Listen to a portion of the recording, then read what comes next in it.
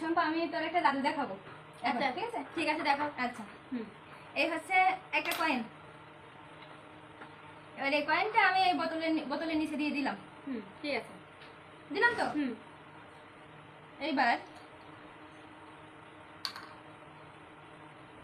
এটা দিয়ে আমি এরকম করব, ঠিক আছে? এরকম করে আনার পরে এই কয়েনটা বোতলের মধ্যে ঢুকে যাবে। কিভাবে?